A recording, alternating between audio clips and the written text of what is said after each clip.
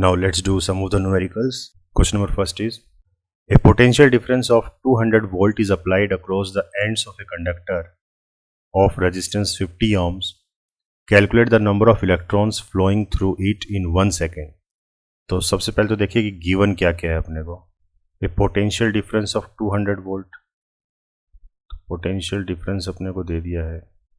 Applied across a conductor of resistance 50 ohm. देखिए इस तरह के क्वेश्चन में आप जब भी डायग्राम बनाने की कोशिश किया कीजिए हमेशा, ठीक है ना. कोई कंडक्टिंग वायर है तो मान लेते हैं इस कंडक्टिंग वायर की जो रेजिस्टेंस है, ये आर से हमने डिनोट कर दी इस पूरे वायर की रेजिस्टेंस. तो ये कंडक्टिंग वायर है ए बी, ठीक है ना, और इसके अक्रॉस एक पोटेंशियल डिफरेंस दे रखा है जो कि 200 वोल्ट है, और इसकी जो रेजिस्टेंस है इस वायर की वो 50 ohms है.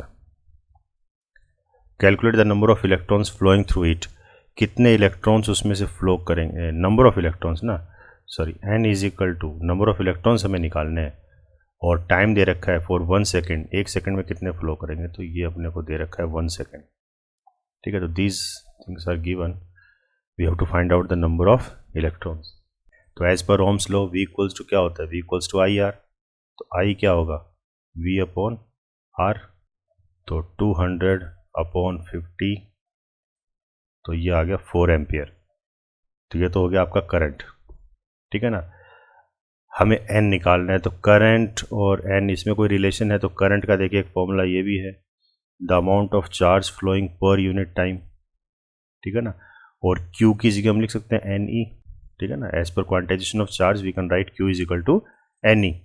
तो देखिए यहाँ से अपने को N मिल जाएगा. तो N की वैल्यू क्या हो जाएगी, IT अपॉन E. I कितना है 4 एम्पियर, टाइम कितना है 1 second, upon charge on an electron कितना होता है 1.6 इंटू 10 टू द पावर -19, ठीक है ना.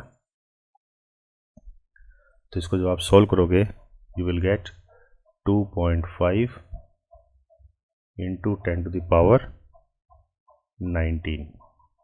तो these many number of electrons will flow in 1 second. Next question. In the Bohr's model of hydrogen atom, the electron is circulates around the nucleus in a path of radius this. तो क्या कह रहा है कि कोई Bohr model के हिसाब से अपने को हाइड्रोजन एटम लेना है. तो हाइड्रोजन एटम है, तो मान लीजिए ये न्यूक्लियस है उसका, और हाइड्रोजन के अंदर एक ही इलेक्ट्रॉन होता है. तो ये इलेक्ट्रॉन उसके चारों तरफ घूम रहा है, ठीक है ना. कोई भी इलेक्ट्रॉन उसके चारों तरफ रिवॉल्व कर रहा है. ये न्यूक्लियस हो गया. रेडियस दे रखी है अपने को कितनी है 5.1 into 10 to the power -11 metre, और फ्रीक्वेंसी अपने को दे रखी है 6.8 इंटू 10 टू द पावर 15, ठीक है ना, हर्ट्स. तो ये कह रहा है कि इस फ्रीक्वेंसी के साथ रिवॉल्व कर रहा है, ठीक है ना. Calculate the equivalent current. Current निकालना है, कितना करंट को दे. करंट क्या होता है, फ्लो ऑफ इलेक्ट्रॉन्स. तो इलेक्ट्रॉन फ्लो कर रहा है, तो उस हिसाब से कितना करंट प्रोड्यूस होगा वो अपने को बताना है. तो करंट का फॉर्मूला क्या है, Q अपॉन T. अब चार्ज तो अपने को पता है, चार्ज तो अपना सिंगल है, एक ही इलेक्ट्रॉन है अपना, तो ये तो अपन E लिख देंगे इसकी जगह, ठीक है ना. और टाइम अपने को दे नहीं रखा, टाइम की जगह अपने को फ्रीक्वेंसी दे रखी है. तो फ्रीक्वेंसी और टाइम में क्या रिलेशन है, तो F इक्वल्स टू क्या होता है 1 अपॉन T होता है ना. 1 अपॉन T की जगह F लिख सकते हैं, तो ये हो जाएगा आपका 1 अपॉन T की जगह ये F हो जाएगा, ठीक है ना. तो करंट क्या हो गया आपका EF. E की वैल्यू कितनी है 1.6 इंटू 10 टू द पावर 19, और इंटू F की वैल्यू कितनी है 6.8 इंटू 10 टू द पावर 15. तो it will come out 1.088 into 10 to the power -3 ampere. Next question. In a discharge tube, the number of hydrogen ions drifting across a cross section per second is इतना, while the number of electrons drifting in the opposite direction across another cross section is इतना per second. If the supply voltage is इतना, what is the effective resistance R निकालनी है अपने को tube की. तो देखिए ये जितने भी क्वेश्चन है एक बार आप वीडियो को पॉज करके अपनी तरफ से करने की कोशिश करना, ठीक है, तब आप ज़्यादा समझ पाओगे। तो मान लीजिए कोई डिस्चार्ज ट्यूब है, ठीक है, और इसको हमने पोटेंशियल दे दिया है, इस तरीके से हमने पोटेंशियल लगा दिया। इसको पोटेंशियल अपने को दे रखा है, कितना है, 230 वोल्ट है। What is the effective resistance of the tube, तो ये ट्यूब कितना रेजिस्टेंस ऑफर करेगी वो अपने को निकालना है, यानी कि अपने को आर निकालनी है इस ट्यूब की। और आई अपने को किस तरीके से दे रखा है, तो आई क्या होता है, फ्लो ऑफ चार्ज ना, तो इसके अंदर चार्ज किस तरीके से फ्लो कर रखा है वो बता रखा है। कैसे कर रखा था, number of hydrogen ions drifting across cross section per second is इतना, and the number of electrons. तो देखिए डिस्चार्ज ट्यूब है, तो डिस्चार्ज ट्यूब के अंदर हम क्या रखते हैं, गैस रखते हैं। डिस्चार्ज ट्यूब के अंदर गैस होती है, और गैस के अंदर करंट कौन कैरी करता है, तो मैंने आपको बताया था हमारे पास पॉजिटिव आयंस होते हैं, पॉजिटिव आयंस होते हैं और इलेक्ट्रॉन्स होते हैं, ठीक है ना, ये होते हैं गैस के अंदर।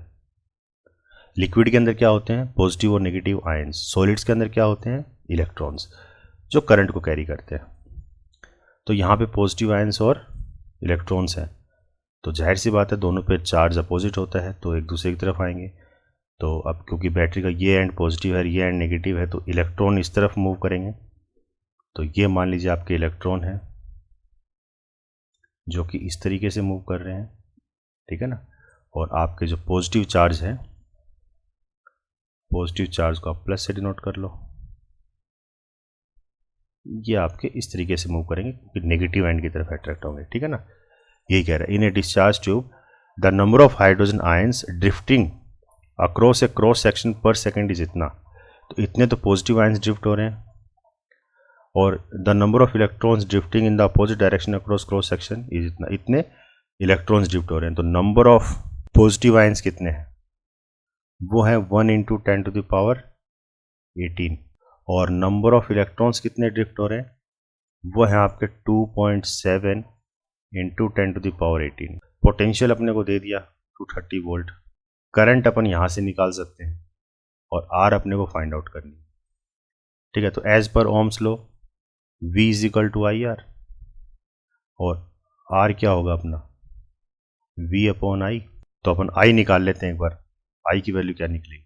तो करंट क्या होता है, देखिए चार्ज पर यूनिट टाइम होता है ना, तो यहाँ चार्ज इन दोनों की वजह से है ना, तो चार्ज हो गया अपने पास N, number of protons plus number of electrons, और E और अपॉन T, ठीक है ना। भाई Q किसके बराबर हमने पढ़ा था, quantization of charge, Q = N नहीं होता है, ठीक है ना।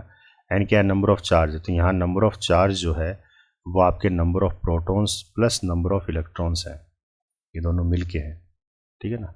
तो E अपन यहाँ से कॉमन ले सकते हैं, तो number of proton plus number of electron और charge on an electron upon में T।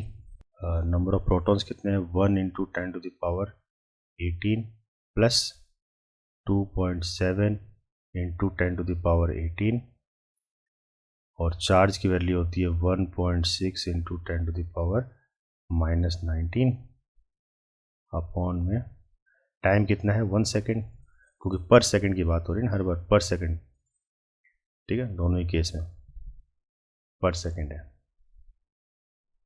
तो टाइम 1 सेकेंड हो गया। तो जब आप इसको सॉल्व करोगे तो आपकी करंट की जो वैल्यू आएगी वो आएगी 0.592 एम्पियर, ठीक है। अब यहाँ से आप इफेक्टिव रेजिस्टेंस निकाल सकते हो, तो आर इफेक्टिव कितनी हो जाएगी, इफेक्टिव रेजिस्टेंस V/I। V अपने पास दे रखा है 230 वोल्ट, और करंट अपना है 0.592 एम्पियर। इसको सॉल्व करोगे you will get 3.9 × 10⁻². Next question. A wire of resistance 5 ohm is drawn out so that its length is increased by twice its original length. Calculate its new resistance. By twice its original length. तो देखिए इसका मतलब है यहाँ पे क्या कह रहा है, इनिशियली आर कितनी है 5 ओम है, is drawn out so that its length is increase, तो उसकी लेंथ कितनी है वो एल है, by twice its original length. और फिर फाइनली क्या कर दिया कि कोई वायर है जिसकी रेजिस्टेंस कितनी है 5 ओम है, और उसको खींचा है, खींच के उसको बढ़ा दिया, कितना बढ़ा दिया by twice its original length, उसकी ओरिजिनल लेंथ के ट्वाइस टाइम्स उसको बढ़ा दिया गया है, ठीक है ना। तो जो नई लेंथ आएगी, जो न्यू लेंथ आएगी वो कितनी आएगी, original length plus twice of its original length बढ़ा दिया है, तो ये नई लेंथ आ गई आपकी 3L। और उस वजह से जो नई रेजिस्टेंस है R डैश वो कितनी होगी वो अपने को फाइंड आउट करना है। तो देखिए जब हम वायर की लेंथ बढ़ाएंगे तो वॉल्यूम पे क्या फर्क पड़ेगा। मान लीजिए इनिशियली ये आपका वायर था जिसकी लेंथ L है, अब हम जब इसकी लेंथ बढ़ा देते हैं तो वॉल्यूम तो उतना ही रहेगा ना, वॉल्यूम तो सेम ही रहता है, तो एरिया कम हो जाएगा और वायर की लेंथ बढ़ जाएगी, क्योंकि वायर पतला हो जाएगा ना, क्योंकि वायर तो उतना ही अपने को जो दे रखा है जो मटेरियल उसी को अपने को खींचना है, तो उसको खींचोगे तो वो तो पतला होगा, तो ओवरऑल वॉल्यूम तो सेम रहेगा। इसका वॉल्यूम V है तो वो भी क्या है, मान लीजिए एरिया ऑफ क्रॉस सेक्शन क्या है अपना A, इसका एरिया ऑफ क्रॉस सेक्शन हो गया A dash, L length L और इसकी लेंथ होगी L डैश, तो इसका वॉल्यूम कितना हो जाएगा AL, और इसका वॉल्यूम कितना हो जाएगा A dash L dash, where V is equal to V dash, volume तो दोनों का सेम ही रहेगा। लिख लीजिए आप, volume remains constant, volume constant रहेगा, ठीक है ना।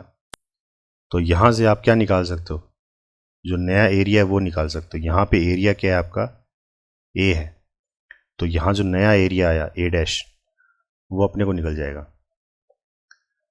तो कैसे निकलेगा, AL is equal to A dash L dash, तो A डैश किसके बराबर हो गया AL upon L dash, AL upon L dash कितने के बराबर है थ्राइस ऑफ L 3L, तो L से L कट गया तो A डैश कितना आ गया अपने पास A अपॉन 3, ठीक है ना। तो एरिया जो है अपना 1/3 हो गया।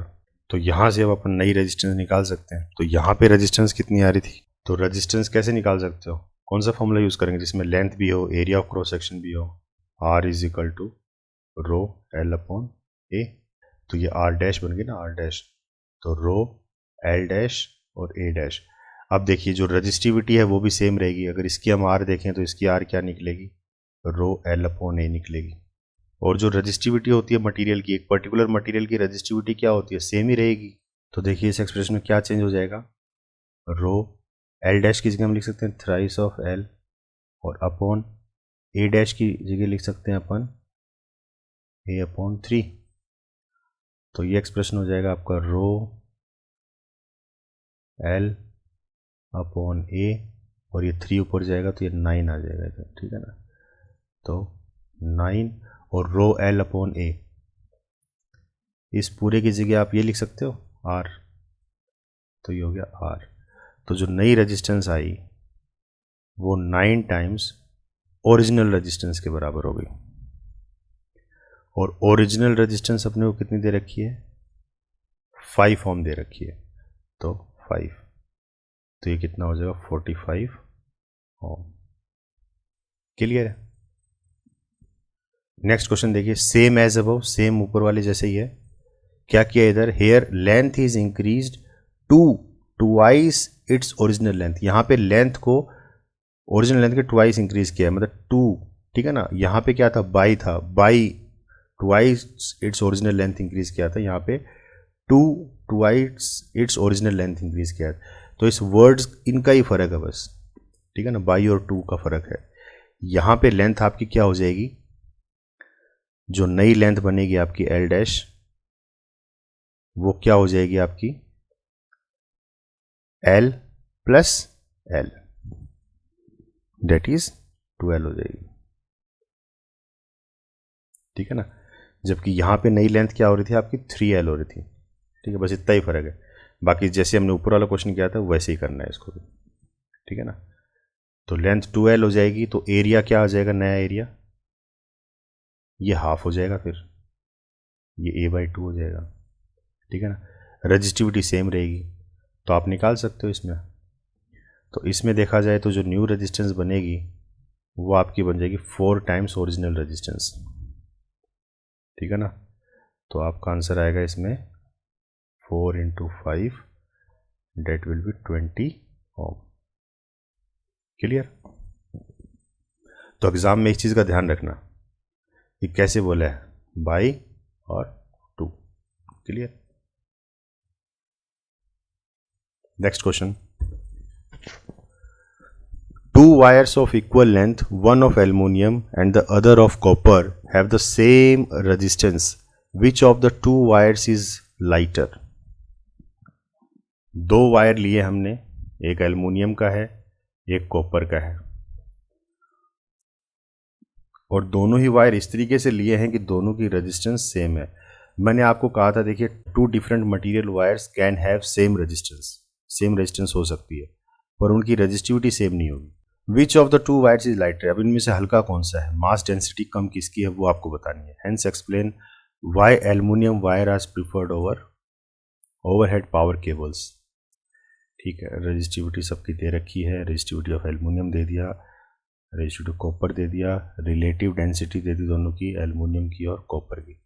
ठीक है, तो सॉल्व करते हैं इसको। तो सबसे पहले तो क्या दे रखा है अपने को, length of aluminium wire, length of aluminium wire वो कितनी है, L है मान लो। 2 वायर्स ऑफ इक्वल लेंथ, दोनों की लेंथ बराबर है, तो एल्युमिनियम वायर की लेंथ L है, तो कॉपर वायर की लेंथ भी इतनी होगी, तो लेंथ ऑफ कॉपर वायर वो भी L ले लो, इक्वल लेंथ दोनों की, और दोनों की रेजिस्टेंस भी सेम है, तो resistance of aluminium wire is equal to मान लो R है, तो रेजिस्टेंस ऑफ कॉपर वायर वो भी हम क्या मान लेंगे, R है, क्योंकि रेजिस्टेंस सेम है। और जो रेजिस्टिविटी है, रेजिस्टिविटी ऑफ एल्युमिनियम वायर और रेजिस्टिविटी ऑफ कॉपर वायर, तो ये अपने को गिवन है। एल्युमिनियम की कितनी है 2.63 × 10⁻⁻8 और कॉपर की है 1.72 × 10⁻⁻8। अब क्योंकि दोनों की रेजिस्टेंस सेम है तो अपन इसको लिख सकते हैं ना, rho of aluminium, length of aluminium upon resistance of aluminium